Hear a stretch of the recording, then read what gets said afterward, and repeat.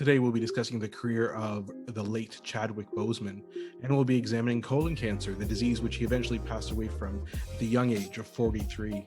This is Doctor versus Comedian.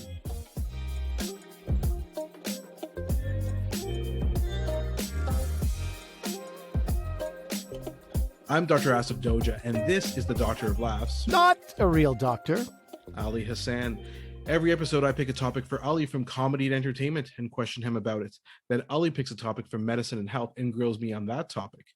Today, we'll be speaking about the late Chadwick Boseman. He died of colon cancer in August 2020, and in the second half of the show, we will discuss that devastating disease. Before we get into a retrospective of his career and our thoughts on it, Ali, we need to talk about what happened recently with the Oscars. The big news, and just so people know, we are recording this on Tuesday, and the Oscars were Sunday night. So the big news is my Oscar record was 16 out of 23 correct predictions.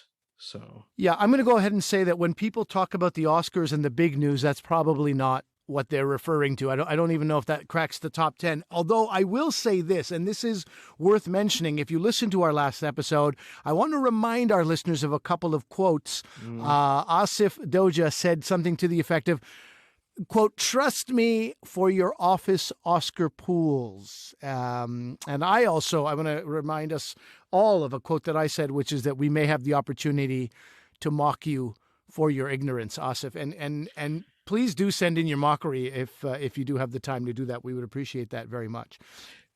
So I did say there has been no bigger lock in the history of the Oscars than Chadwick Boseman winning Best Actor. Now, do we need to review what you mean when you say lock? Is it a vocabulary thing? Is it a language thing? To me, a lock means a maybe, a maybe not. That's the way. That's the way I look at things. That's not the way the world works. So maybe we'll just recap exactly what happened. A very weird Oscars show in general. It was actually the lowest rated Oscars, I think, in the history of since they've been keeping track of ratings. I'm not joking. That's true. So it was a weird show. And it was very strange. I think you were watching it as well at home, and I was watching it in my house. And they went to Best Picture, like with 20 minutes to go, and Nomadland won, which was great. But then we're like, well, what happened? Did we miss something? I had to look to see whether I missed Best Actor. Same Best here. Actress. I had to do the same. I was going to text you. So they moved those to the very end. Now, clearly, we know what the producers were hoping would happen. They saved Best Actor for the end. They, I think, thought that Chadwick Boseman would win. And then his widow, his wife, would come up, give a speech, and they would end it on that. And maybe, I don't know what was going through their head. Maybe it was for ratings. Maybe it was so people would tune in. Maybe it's because if he did win and his wife gave a speech, I don't know if you saw the Golden Globe speech that she gave. Very beautiful. Tearjerker. It's really, so maybe they thought nothing could follow that. Let's do it this. I don't know what happened, but then what happened? Well, what happened is the Oscar went to Anthony Hopkins for Father and not Chadwick Boseman. And then the show ended so abruptly, it was almost as if someone from Chadwick Boseman's own family was on camera and was like, hey, the hell with this, I'm out of here. Like, it was as if some cameraman just was like, I'm shutting this down. I'm gone. I'm out. It ended so abruptly, and it was very strange. Like, did we lose transmission? Is that the end?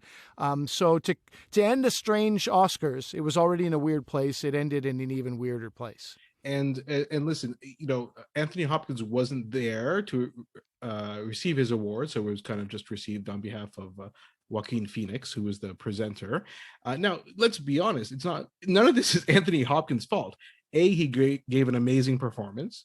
Sure. B, he didn't vote. Well, maybe he voted for himself, but in general, it was the rest of the Academy that voted for this. Sure. Well, he actually released the next day, yesterday, from when we're recording, he released something standing in a field somewhere in I think he's Wales. I think he's in Wales. Yeah. So in some Welsh field somewhere, he released a video saying, "I'm honored. I did not expect this," and he gave a deference to Chadwick Boseman, which is. That's what a classy actor does, and I think Anthony has been recognized in his life, and you got the feeling that even Anthony Hopkins was like, what? Me? This is not a good look for anybody. Yeah, and I think, I mean, and some people are saying, well, why wasn't he up accepting it? Other people in Britain, he's 83. It was probably 3 a.m. or 4 a.m. there. Like, Sure. he's not staying up for that. Sorry, guys. People just So need to hate. They need to yeah, hate something. That's funny. but I Okay. will tell you something very interesting. I don't know if you knew this, Ali, but years ago, there was this hashtag Oscars so white that Yeah. was trending a lot. So the Academy made a lot of effort to try and increase its diversity. By the way, are you a member of the Motion Picture Academy? I'm a member of the Academy of Cinema and what is it?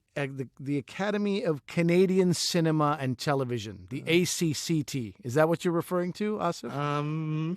No. Listen, don't Academy shame me. I'm a member of a couple of things, but no, not the Motion Picture Academy. Getting back to what I was saying before, so the Academy tried to increase diversity. So they went from about 6,000 members to almost 10,000 members to try and increase the diversity, which is great. Now, just remember what happened this year. With, in theory, a more diverse group of people, for Best Actor, they picked the elderly white man over the deceased Black man. I'm just saying that's what happened. Not making any judgment, but very unusual circumstance that happened. Right. You're not saying that diversity is not worth it. You're not about to. It's worth it, but I'm just not sure how this happened. And it's interesting. I mean, to go into the nitty gritty of it, the Screen Actors Guild Award was given out to Chadwick Boseman a few weeks ago, and that's voted on just by actors. So, but whereas the Academy Award, the nominations for Best Actor come from the acting branch, but then it's voted on by all members, all 10,000 members. Right. So I don't know what happened. It's very unusual how this ended up being but it is what it is, right? Last week, I explained to our listeners that you are very passionate and have been for many decades about the Oscars and about. So I know that you've watched this with great interest over the years. Before we go on and get into our show, and also I should mention that just because you're passionate doesn't mean that you know a goddamn thing about anything. 16 out of 23 is not great, but that's pretty random. People in their office might be cursing you right now. Any final thoughts on the rest of the telecast besides the words odd, weird, or strange? Yeah, I mean, it was interesting. It was directed by, or Steven Soderbergh was one of the producers. He wasn't actually the director. So people said it had a Ocean's 12 vibe, which is kind of just everybody showing up for a lark and not taking anything seriously, which is kind of, I think, apropos. It was strange. The venue was a train station in LA. I thought it looked very strange. It looked like, a fancy ballroom in like the suburbs of Toronto. It didn't really look like something you'd see in Hollywood. If you watched it, you noticed that. And again, I'm not as you know, the whole point of the show is I'm not an entertainment guy. I don't know how things work, but I'm pretty sure usually actors look at the camera that's filming them most of the time for these things. And if you saw, it's like they were searching for the camera all the time. Sometimes they're looking at it. Vibe, very, very audio bizarre. And video were strange. Audio and video were a little bit strange. Very strange. They did, and then people were complaining they didn't show clips of the movies. Or the performances of these people. Well, the goal was not to cut the speeches. The goal was to give people the time as they talk. So I think concessions had to be made in a number of different areas because of that. And I think we'll probably talk about this in a future episode, but that allowed for some really poignant moments, such as Thomas Vinterberg, the director of Another Round. And I think we're going to talk about that movie on an upcoming podcast. We have to. Yeah. His speech was absolutely amazing. So I would suggest you watch that and maybe in preparation for you do a bit of homework for our upcoming episode. Don't let us spoon feed you.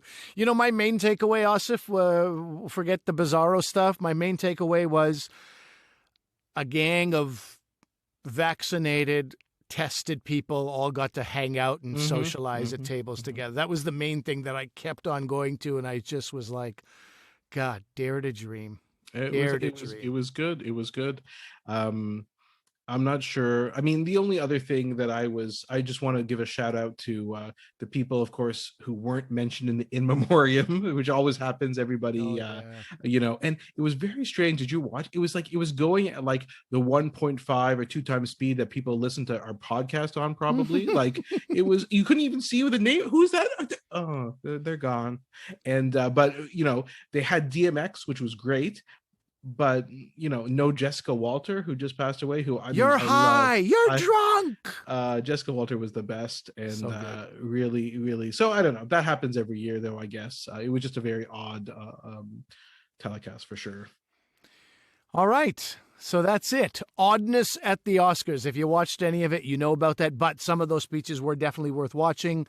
I would consider going back and looking at just the speeches if you want to get the best of the Oscars. All right, let's kick this show off.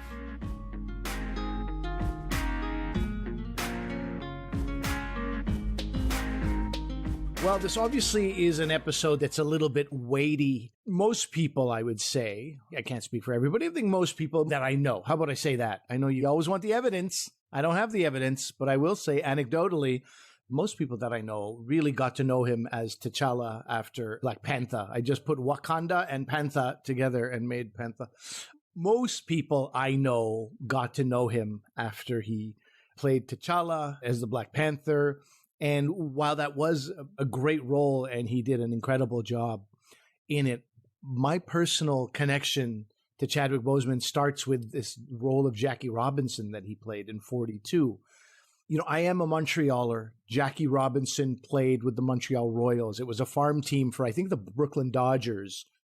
He got a kind of a break from this horrific, vile racism that he was constantly faced versus opposing teams and even in his home stadiums in the U.S. And the manager of the team, I think, gave him that break on purpose so that he could develop in Montreal. I don't even know if he played a full season, but it was something close to a season. And he and his wife, Jackie, both remember Montreal fondly, which is a real feather in Montreal's hat. And I was trying to put the positive propaganda of Montreal on display for my wife at the time when she was visiting me in Montreal. So we watched that movie in Montreal as my sort of little bit of promo of Montreal. And I just remember being like, who is this guy? Who is this actor? This guy's amazing. I remember being so taken aback by him and not even realizing that T'Challa was played by the same person who played Jackie Robinson a few years later.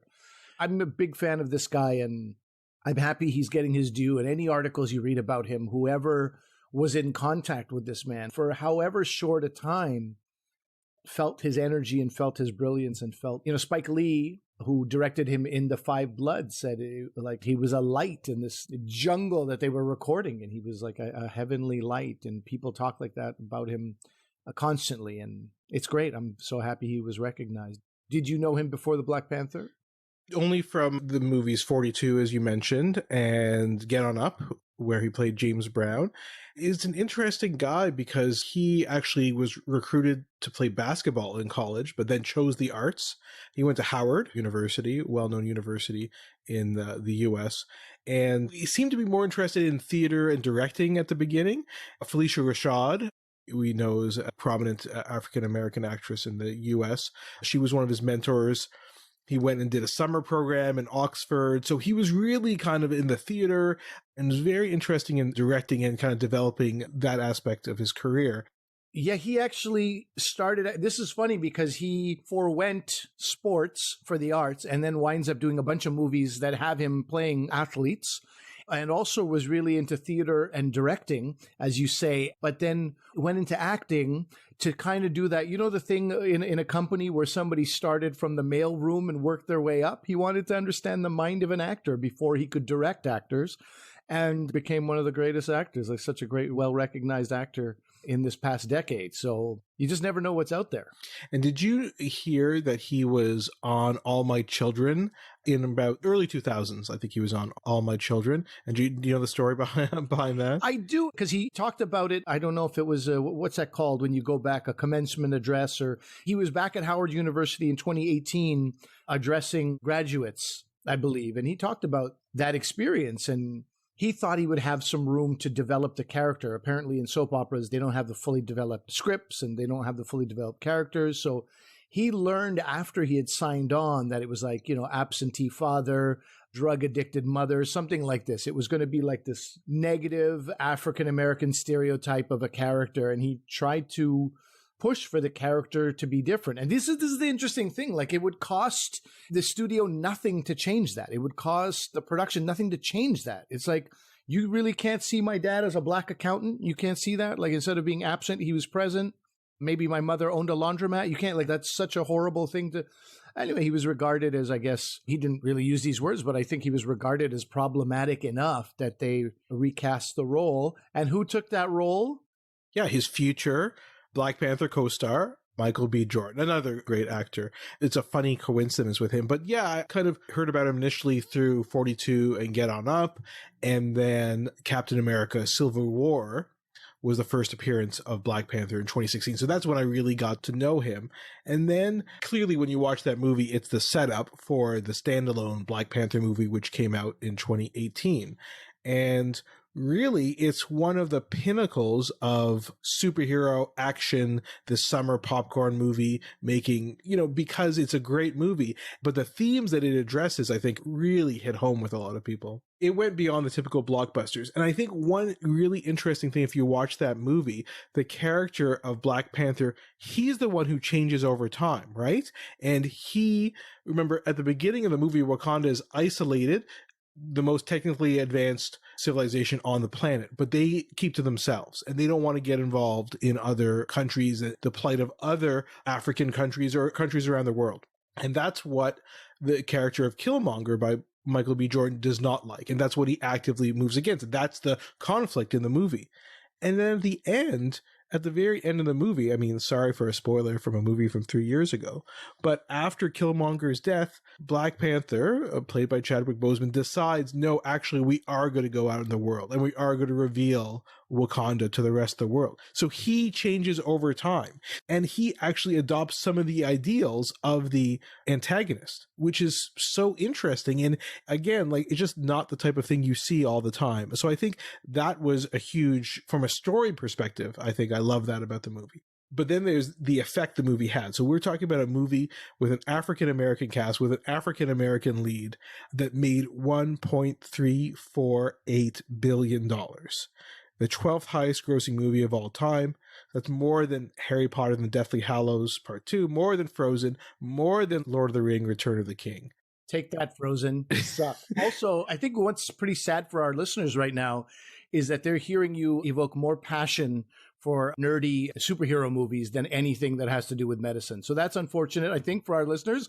But I think as a diehard nerd that you are from day one, that's really on brand.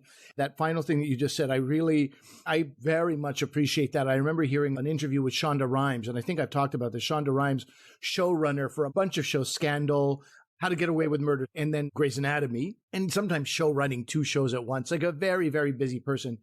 Scandal is the show that has a female Black lead, and she talks as the showrunner and creator of that show about the pressure she was under that she'd never felt in her life in years of Grey's Anatomy, because it was the first time she was trying to pitch this show with a Black lead, and it had to work, but because she knew Hollywood is like, Black lead. Now, we tried that once with a show called Scandal. We're not going to do that again. And there's no doubt in my mind that Chadwick Boseman faced that exact same pressure and put that same pressure on himself, that I am a Black lead in a movie about a Black superhero, playing that Black superhero with a predominantly Black cast, and the pressure is on us, and we have to make sure this works. We have to make sure if it doesn't work, it's not because of us. We did the best job possible. And I think, you have to give that some respect. White actors don't face that. White actors just simply don't go through that exact same amount of pressure and emotion when it comes to filming. They can just sort of focus on their job.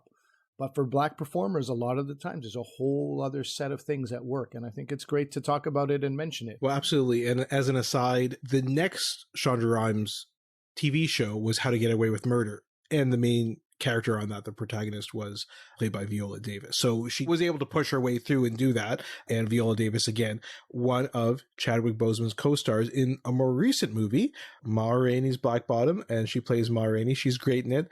Chadwick Boseman in this movie, I mean, this was a great year for him. He was into Five Bloods, as you said, Spike Lee's movie. And it's interesting, that movie, he kind of plays this idealistic figure from when the core group of 4 characters were in Vietnam. I don't know if people have seen the movie, but there's a bunch of older Black actors who play these Vietnam vets who go back to try and retrieve essentially a treasure from back when they were in the Vietnam War. And their leader at the time was played by Chadwick Boseman. So when they go to a flashback in the movie, the elderly actors still play themselves. So they look older, but it's taking place in Vietnam War. And Chadwick Boseman doesn't appear in future scenes, so he's still the young Chadwick Boseman. So it's an interesting Spoiler. thing. Yes, hidden spoiler. It's a good performance, but he has this kind of light, and he's kind of the leader of their group and what happens to them. I won't spoil it for you, but in terms of what happens, and then just thought Ma Rainey's Black Bottom is based on a play by the playwright August Wilson. It's a great play.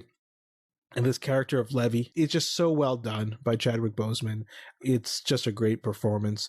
You feel like the pathos of this character and how they're just scratching and clawing to get their time in the spotlight. So anyway, really amazing job. And so, we end up talking about his legacy, right? The legacy of this guy who is such a great actor and made such an impact in such a relatively short amount of time when you look at his career. Yeah. I mean, I think he was doing stuff up until 2010, including getting canceled from a show because he wanted the character to have more depth. But really, it was after 2010 that he came into the spotlight a little bit. And that, too, only depending on what you watch and what you've seen. Really, I think it was Black Panther that brought him into the fore. But I don't know. I'm very happy that he got this recognition. And I think as far as role models for other actors, for other African Americans, for people who just... anybody who wants to do the best they can do in their field, whatever that field might be, this guy's he did it all. He really did it all. I encourage people to read some articles about his upbringing and his focus and his commitment to his roles, reading about his connection with August Wilson and how he studied that role and how he approached the rehearsals and the preparation is really pretty phenomenal.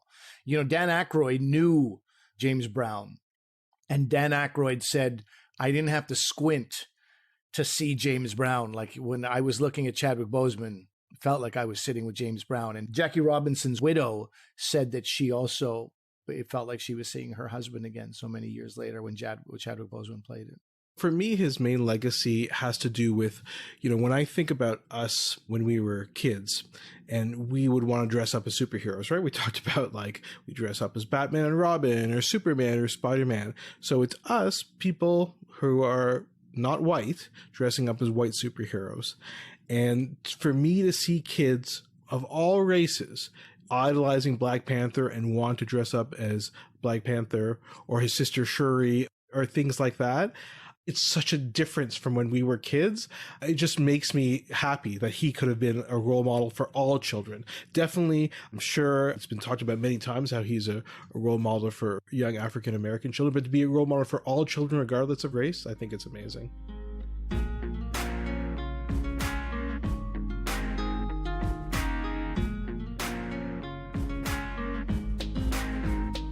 Chadwick Boseman died in 2020 of colon cancer. And I think, again, anecdotes here. I don't want to speak for everybody, but I didn't really hear about colon cancer when I was growing up, and maybe not even until my 30s. The question that I would put to you is it a more recent disease that we are seeing, or was it something that people wouldn't specify the cancer? They would just say that he has cancer and leave it vague. And now we understand more about cancer and we talk more openly about the types of cancer we had. Is it more of a newer disease? So I don't think it's necessarily that it's becoming more common or more frequent, but certainly being recognized more. And a lot of it has to do with screening programs, which we have in place that we could talk about later on. But in the US and Canada, it's the third most common cause of cancer death in women and the second most common cause of cancer death in men. Probably in America, maybe 50,000 people are expected to die each year of large bowel cancer. So it's definitely common. It's definitely very prevalent. And like I said, we're trying to raise more awareness of it to the average person. Now, my thoughts would go immediately to if it's in your bowel, it's food you're eating, and it's diet connected. You're probably going to give me some nonsense about there's no evidence of that right now, right? So, no, there is, and there are risk factors for it, okay? So one of the risk factors is a genetic risk factor. There's a genetic disease called familial adenomatous polyposis, and I always say that wrong, and I'm probably mispronouncing it, but it's a familial predisposition to these polyps in your colon, which can turn cancerous. That's a big one. But we've also seen other things. We've seen an increased risk in people who have diets high in red meat and animal fat and who don't have a lot of fiber or fruit and vegetable intake. It's been associated with a few other things as well: cigarette smoking, alcohol consumption, sedentary lifestyle. One report suggested maybe high fructose corn syrup. So there are some things, and there's things like inflammatory bowel disease. You probably heard of like Crohn's disease or ulcerative colitis. Those patients who have that have an increased risk as well. But I thought here you'd be getting on my case for loving my high fructose corn syrup candies and snacks and sweets and things like that. I want to. I don't want to air your dirty laundry, but yeah, you could probably scale way back on the candy and the Diet Coke that you eat, which is not corn syrup, but still bad news. Okay, so those are basically risk factors, and I guess we could say causes or possible causes. What are the warning signs? How do you know if you're showing some, besides the predisposition, which is, I guess you have to be a little bit more on top of that. If it's in your genes, you have to be getting treatment a little bit earlier than most people. But what are the warning signs for other people? So the most common is a change in your bowel habits, right? And you can think about it like most of us pretty much know our bowel habits, time of day, the consistency. In a previous episode, we talked about Dr. Oz, and he's famous for having these stool models that he brings out, right? So this is like constipated stool, this is a runny stool, and he'll go through that. Again, I've criticized Dr. Oz in the past, but that's a useful visual sometimes for people. It's kind of gross, but it's a visual. So changing your bowel habits. Were you constipated? Now you're having more loose stools, or the opposite, right? You used to have more looser stools. And so that's the number one cause. Doesn't mean that you have that and it means you have colon cancer, but it's certainly the most common symptom. But the next most common symptom is rectal bleeding. And I'm pretty sure if you had that, you'd be concerned. Again, it could be something more benign like hemorrhoids or things like that. Some very spicy wings. Those have been known to create some trouble for me. I don't live your life, so I don't know. And the other one is unexplained anemia or a low hemoglobin count, low blood cell count, red blood cell count. And if you see that, doctors know what we need to look at this because it's quite possible. What happens is the tumors are very friable and are prone to bleeding because they're very vascular. They have a lot of blood vessels in them. And so just in the normal passage of your stool through your colon, you can create these small abrasions and cuts, and that will, so you could have this rectal bleeding. But sometimes you have what's called occult bleeding. No joke about the occult bleeding. I mean, listen, dude, I wanted to, and then I'm like, what if people have occult bleeding? What if people have lost people to colon cancer? I can't be so insensitive, but insert your own joke here if you like, but I would simply like to move on and say, tell me about this occult bleeding, what that means. So occult bleeding, so your stool may be slightly darker or it may look, in quotation marks, normal, but your doctor can do a test where it looks for a microscopic presence of blood, and that can be associated with colon cancer. So those are probably the most common presentations or complaints. And what about if I do potty 4 times a day? Is that bad? I don't really want to talk about it. I'll send a sample. We'll solve that separately. Now, the thing here is that it was stage 3 colon cancer that Chadwick Boseman had. The most significant thing in my mind was that he kept it a secret. He found out it in 2016, and people very close to him who said they were like very close friends did not know. Almost everybody did not know that he had colon cancer. And then, even Spike Lee said, I know why he did it, because we would have treated him differently. There's a scene in The Five Bloods where he had to run, and I told him, run like Usain Bolt through this jungle or through this pathway. And if I'd known that he had colon cancer, I wouldn't have asked him to do that. And so it does change the way people treat each other. So he kept it as a secret. I wanted to know, like, what kind of pain would he be under? How difficult would it be to keep something like that a secret? Yeah, and it's tough. So cancer can be described by these different stages, as you said. So it's just confined to the colon. I'll simplify it a bit, but confined to the colon, confined to the surrounding areas. Stage 3 means it's spread to adjacent lymph nodes. And stage 4, which is what he died of last August, was spread to different areas. You've heard of metastatic disease. That's what it means. It's spread to different areas. It means gone to your bloodstream, spread to different areas. And that, for most cancers, not all, but most, has a poor prognosis once you're in that stage. So it's certainly possible he was in pain. It's a bit hard to know. We're not even sure in terms of what he had with regards to surgery and chemotherapy. His family has kept that very under wraps. And again, that's reasonable because they're entitled to their privacy.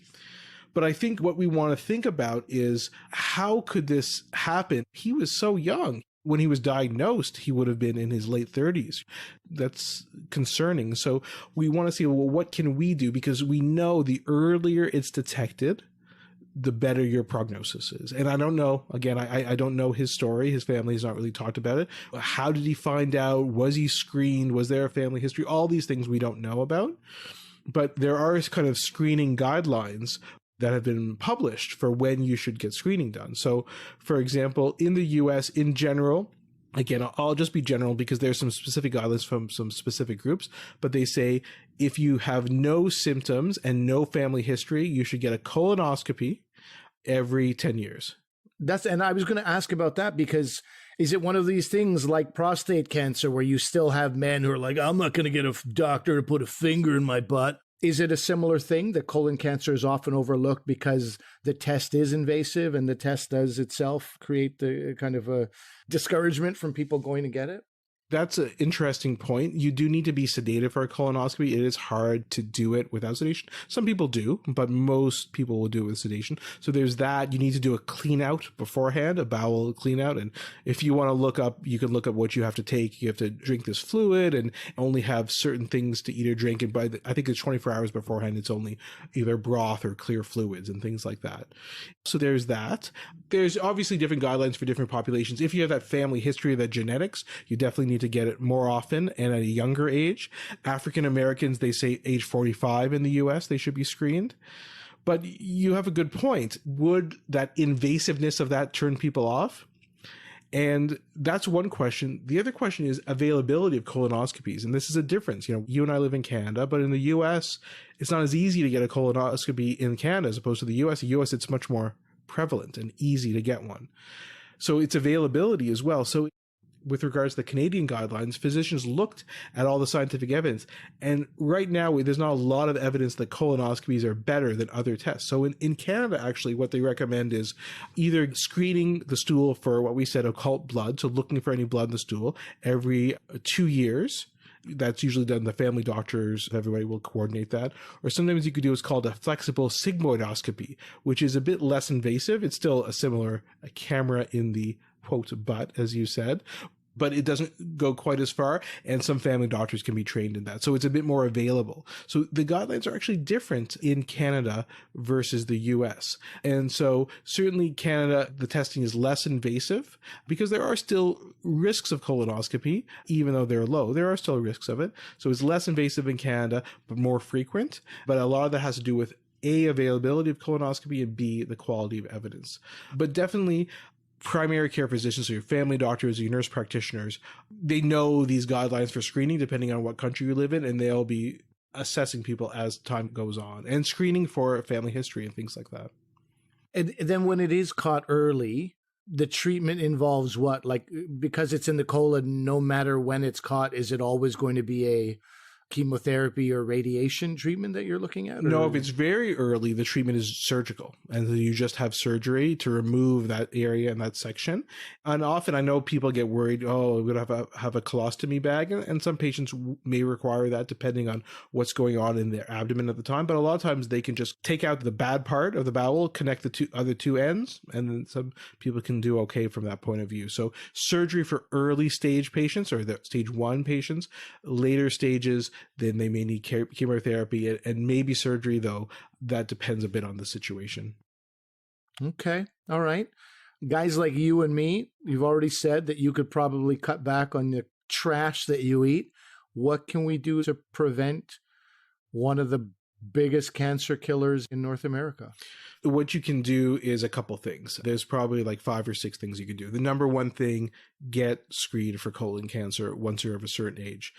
What is that age, bud? Don't leave us hanging here. Come on, 40, 45? In Canada, it's over 50. In the US, it depends. There's different groups. American Cancer Society recommends age 45 and above.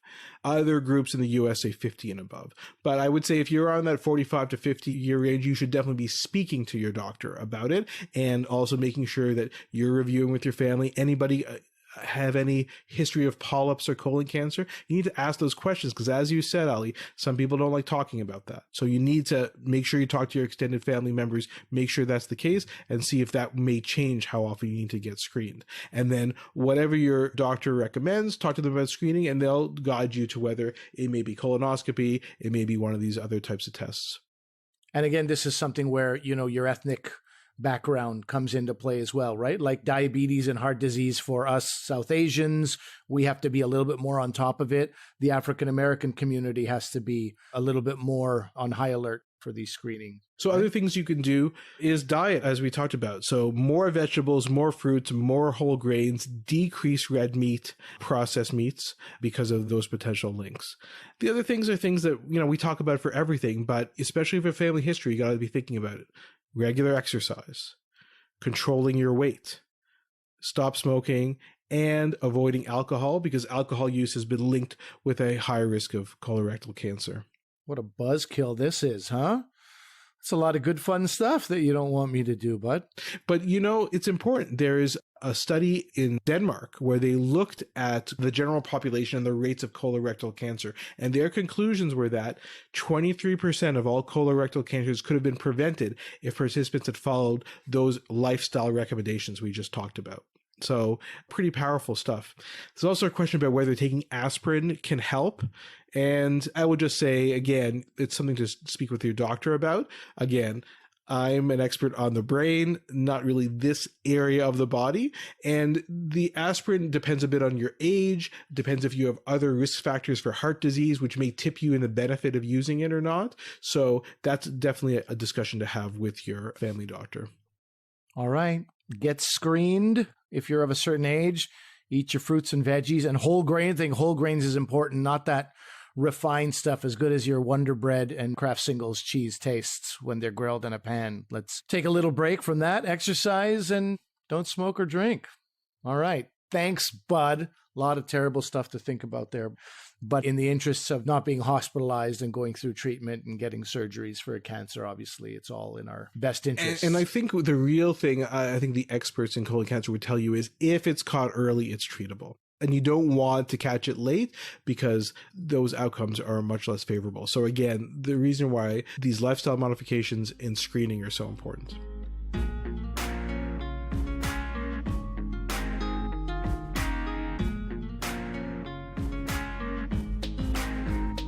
All right, that is our episode for today. Thank you very much. Asif, let people know where they can find us. So you can go to our website, Doctor versus Comedian. That is a VS. All other ways to reach us is Dr. V Comedian. So drvcomedian@gmail.com. If you want to send us a message, on Twitter @Dr. V Comedian and Dr. V Comedian on Instagram. And please, if you can, subscribe to our podcast, leave us a 5-star rating and review. It really helps us out. Now, Ali, I know you have a couple things to plug. I want you to plug. I'm giving you a command here. Plug your book and plug your other podcast, which I think some of the listeners want to hear more about. Yeah, the other podcast is particularly wonderful because I co-host it with a gentleman named Marco Timpano. It is called Eat and Drink with Marco and Ali. And it's of particular interest to us because Marco was the inspiration to you, Asif, to help get this podcast started. So he's a mentor to us, whether he knows it or not. Yeah, he's a very helpful tips. He's actually a book about starting podcasting. If someone's ever interested, it's an ebook available on Amazon. Marco Timpano is his name. You can find that book. And if you're looking to start a podcast, it is invaluable to everybody who reads it. Also, I have a book coming out in October called Is There Bacon in Heaven with Simon & Schuster. You can look at my website for more information on that. And that is it for us. We'll see you again next time. See ya.